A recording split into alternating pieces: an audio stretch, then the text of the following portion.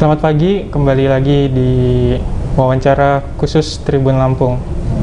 Saat ini kita ada di Perguruan Kristen Metodis Indonesia PKMI Immanuel Bandar Lampung, atau tepatnya di Jalan Dr. Susilo, Bandar Lampung. Saat ini kita sudah berada bersama PLT Pimpinan Yayasan PKMI Immanuel, Bapak Sujito SPD. Selamat pagi, Pak. Selamat pagi, Mas. Ya, terima kasih kita sudah disambut di sini, Pak. Iya, makasih. Apa kabarnya, Pak? Amin, sehat, baik-baik. Puji Tuhan. Pak, kita berbicara mulai dari mungkin konteks pendidikan, Pak. Iya. Kalau kita berbicara secara umum, menurut pandangan Bapak, pendidikan itu seperti apa ya, Pak ya? Iya. Jadi dalam dunia pendidikan itu sekarang ini, kalau kita menyebut pendidikan berarti ada unsur pengajarnya, ada unsur pesertanya, peserta didiknya, dan ada juga unsur orang tua. Hal inilah yang membuatkan kita belajar bersama-sama untuk mencapai sebuah harapan yang harus dicapai bersama. Tidak hanya cukup kalau bicara tentang pendidikan hanya tergantung pada sekolahan, tetapi lingkungan, orang tua, dan juga di sekolahan itu pun ikut terlibat, baik langsung maupun secara tidak langsung. Mungkin seperti itu.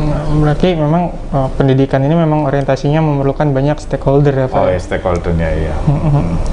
Kalau kita berbicara per hari ini, Pak, kan yang namanya ilmu pengetahuan sangat mudah sekali didapat, khususnya dengan bantuan internet, teknologi. Nah, itu apa sih, Pak, yang membedakan siswa didik memang harus belajar di fase lembaga pendidikan dan sekolah, atau mungkin di rumah, mungkin hanya dengan lihat TV atau lihat apa gitu, Pak? Iya, jadi dari wabah COVID pandemi 19 ini memberikan nuansa yang baru kepada kami sebagai seorang pendidik. Di satu sisi kami memang harus mempersiapkan hal-hal yang baru yang berkaitan dengan proses belajar dan mengajar itu.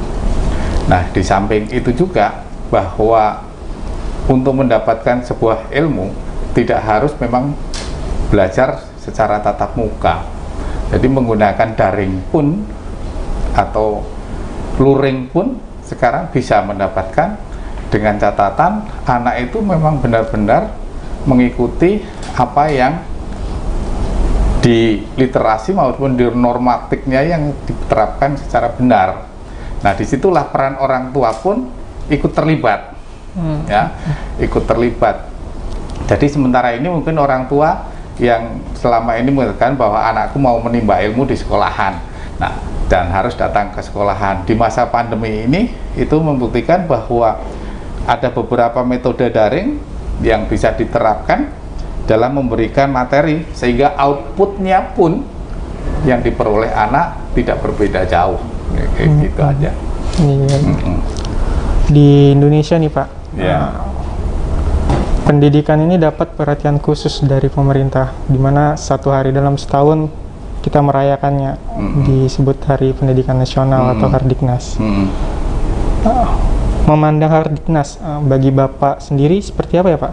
Ya, kalau kita mau bicara tentang Hardiknas, tentunya kita tidak terlupakan dengan pendidikan Ki Hajar Dewantara itu ya. Nah, terlebih Pak Mas Menteri yang sekarang ini yang sudah mempunyai rencana bahwa di Hardiknas tahun 2021 ini yang mengambil tema serentak bergerak wujudkan merdeka belajar. Nah, di Merdeka Belajar itulah konsep-konsep yang seperti ini yang akan membawakan anak untuk, dan pemerintah sekarang ini yang menerapkan AKM, asesmen kompetensi minimal itu. Nah, di situ diharapkan siswa bukan lagi menghafal, ya. Siswa bukan lagi menghafal, tapi menerapkan materi yang dibaca dengan konsep siswa diharapkan berpikir secara logis, ya, secara logis. Nah, kita semua insan pendidikan, secara khusus di PKMI Immanuel ini juga mengambil hikmahnya dari pembelajaran secara daring dalam mensikapi tentang Hari Pendidikan Nasional ini. Ya, berbagai eksperimen inilah yang di saat pandemi ini kita terapkan. Ya, namun demikian maknanya Hardiknas tidak terlepas. Ya, ngarso sungtulodo ing madya mangan karso tuturi handayani. Mungkin seperti itu, Mas. Kalau di lingkup perguruan, Pak, Iya. Immanuel, kita melihatnya Merdeka Belajar ini sebagai sebuah kendala atau kita melihatnya itu sebagai sebuah peluang, Saudara, Pak? Sebenarnya konsep yang Merdeka Belajar yang sudah dicanangkan oleh Kemendikbud mengharapkan siswa ini mampu untuk menunjukkan kemampuan minimumnya ya, dalam literasi maupun dalam numerik. Misalnya konsep bukan lagi siswa mendapat nilai, tetapi bagaimana siswa mampu berpikir secara kritis. Ya, jadi ini konsep Merdeka Belajar yang dimaksudkan, jadi mengarahkan kepada siswa untuk berpikir menjadi seorang yang kritis untuk menggunakan kemampuan kognitifnya. Misalnya sebagai contohnya di bidang literasi, ya. Kalau di bidang literasi ini diharapkan, yang lama itu mengharapkan menghafal dan menerapkan materi yang dibaca, tetapi dalam konsep AKM dalam Merdeka Belajar ini siswa diharapkan berpikir secara logis, ya, berpikir secara logis, mengabstraksikan maksud dan tujuan materi. Demikian juga untuk pelajaran-pelajaran yang numerik, baik fisika, kimia, itu juga seperti itu. Jadi kita melihatnya itu sebagai sebuah potensi peluang, ya, Pak? Potensi peluang, Mas. Potensi peluang yang benar-benar merdekakan kepada peserta didik kita. Seperti itu. Sedangkan kalau kita bicara persoalan pendidikan, apa persoalan saat ini, Pak? Yang persoalan pendidikan ya di masa pandemi ini buat kita yang ada di kota, masa daring ini mungkin tidak terjadi kendala ya, Mas, ya. Nah, karena jaringan yang ada, listrik yang sudah cukup, tetapi kalau bagi yang di daerah-daerah yang di sana, jauh di sana, mungkin hal-hal yang berkaitan dengan daring ini menjadi sebuah kendala yang cukup tinggi, ya. Di satu sisi mereka tidak mempunyai tidak ada sinyal atau gangguan sinyalnya dan sebagainya. Ya, kalau di kota ya mungkin ya lancar-lancar saja, kan seperti itu. Kalau pola belajar di PKMI, Pak, di masa pandemi ini, Pak? Kami menerapkan pendidikannya yang dilakukan secara daring. Ya, dari baik daring ini ada yang kami berikan kepada guru mata pelajaran masing-masing, bisa melalui WhatsApp, Google Classroom, Google Meet, dan yang artinya apa, yang luring pun juga ada.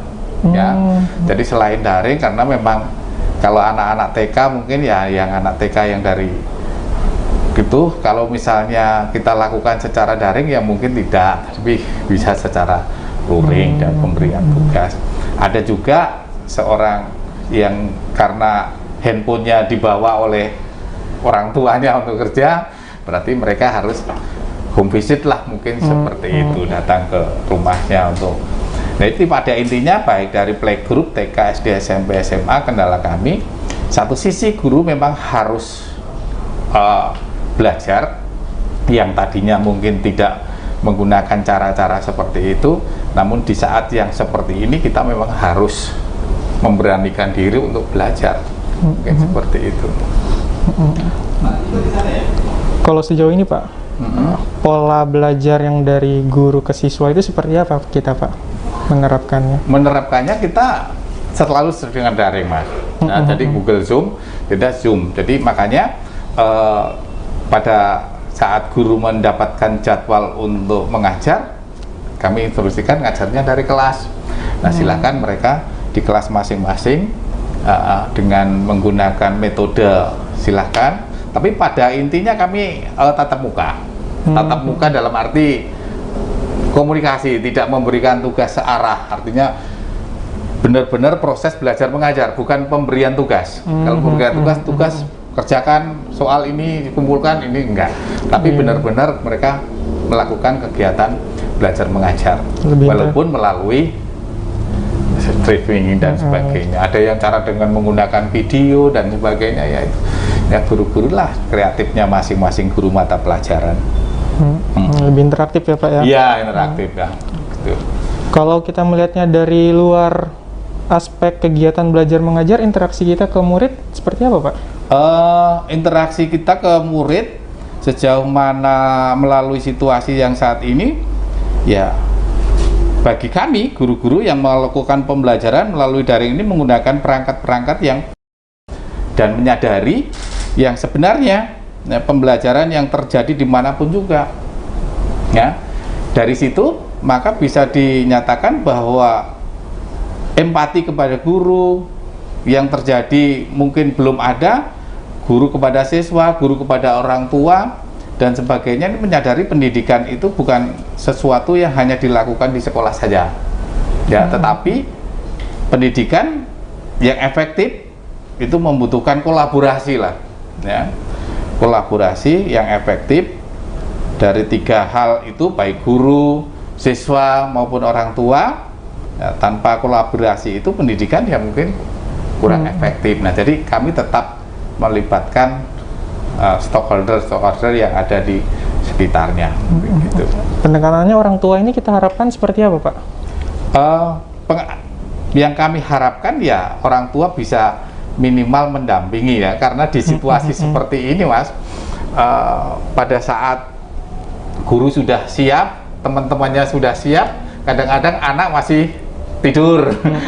Nah, jadi peran orang tua ya memang harus komunikasinya di grup masing-masing wali kelas itu, Bapak Ibu nanti jam 8 ada Zoom, silakan dibangunkan. Nah, mungkin seperti itu.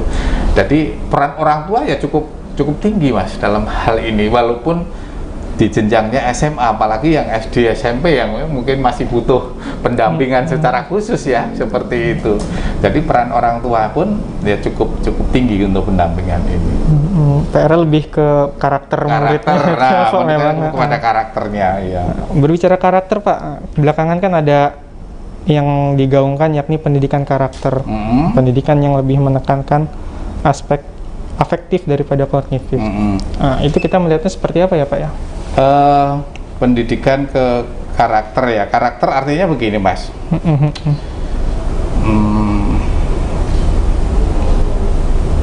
Pendidikan yang menjadi gini, pendidikan karakter, pendidikan moral, ya, atau moral lah, ya, seperti itu, ya, karakter. Jadi karakter atau moral adalah usaha manusia secara sadar dan terencana untuk mendidik dan memberdayakan potensi peserta didik, baik guru maupun orang tua. Ini membangun pribadinya yang menjadi individu yang benar-benar bermanfaat, ya, individunya diri sendiri bermanfaat bagi diri sendiri dan juga bagi lingkungannya. Jadi kita tidak hanya mengandalkan nilai, tetapi mengoreksi kepada dirinya sendiri. Oh, kamu harus seperti ini, nanti pada akhirnya kamu akan menjadi dirimu sendiri yang benar-benar mempunyai arti buat dirimu dan juga buat lingkungan di sekitarnya. Mungkin seperti itu kira-kira pengertian karakter atau moral lah, mungkin seperti itu. Kalau kita berbicara secara spesifik Pak nih di perguruan, orientasi kita terhadap pendidikan itu seperti apa ya Pak? Seperti konsep atau mungkin visi, misi, dan apakah itu sudah kita nilai optimal Pak? Jadi Yayasan PKM Immanuel Bandar Lampung ini mempunyai visi menjadi lembaga pendidikan Kristen yang terbaik di Lampung, kan, seperti itu.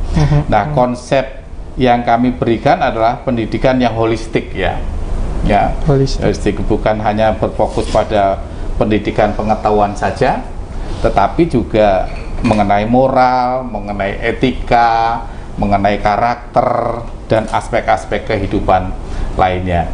Nah, dari situ, dari visi dan misinya itulah yang pada akhirnya mengajarkan interaksinya kepada yang lain untuk menjadi lebih bermanfaat. Itu kira-kira konsepnya. Iya. Kalau kita balik lagi Pak ke Hardiknas, Sumbangsih apa sih Pak yang akan PKMI Immanuel tingkatkan untuk mendukung suksesnya pembangunan pendidikan khususnya di Lampung, Pak? Oh, kita sebagai masyarakat, ya, sebagai masyarakat belajar itu memang sebuah hal yang penting, ya. Namun demikian kesehatan betapa pentingnya juga buat kita semuanya. Kebersihan, norma kemanusiaan di dalam masyarakat kita timbulnya empati, nah, timbul rasa empati, nah, timbulnya solidaritas dengan masyarakat kita pada saat seperti COVID-19 ini, ya, pada COVID-19 ini merupakan suatu pembelajaran yang harus kita kembangkan, ya, yang harus kita kembangkan. Jadi peran sekolah kita di Lampung ini, ya, paling tidak kami ikut mencerdaskan kehidupan bangsa di saat-saat yang krisis pandemi seperti itu. Ya, di saat krisis ini telah berlalu, belajar memang tidak selalu mudah. Ya, belajar tidak selalu mudah, tetapi inilah saatnya kita berinovasi.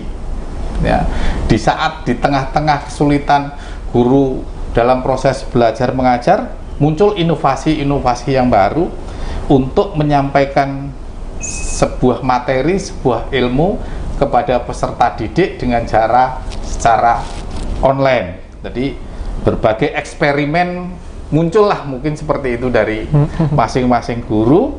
Nah, inilah saatnya mendengarkan bangsa, di mana pada akhirnya masa depan anak-anak kita, masa depan bangsa kita ini menjadi bangsa yang benar-benar berguna untuk dirinya sendiri, untuk anak didik, orang tua, terlebih untuk nusa dan bangsanya. Jadi PKMI Immanuel pun ikut diambil bagian di dalamnya di situ.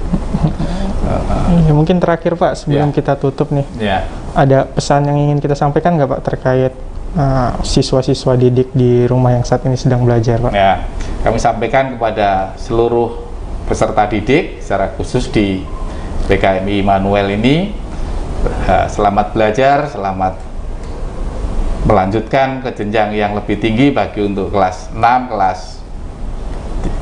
9, dan kelas 12. Dan bagi yang adik-adik yang persiapan untuk menghadapi penilaian akhir tahun ini, selamat belajar, tetap di rumah, jaga jarak, dan terapkan protokol kesehatan. Bahwa kesehatan bagaimanapun juga lebih penting daripada segalanya.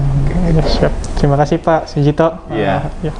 Ya, demikian Tribuners, wawancara eksklusif kita dengan Pak Sujito, PLT Kepala Yayasan, ya Pak, ya, Pimpinan Perguruan PKMI Immanuel Bandar Lampung.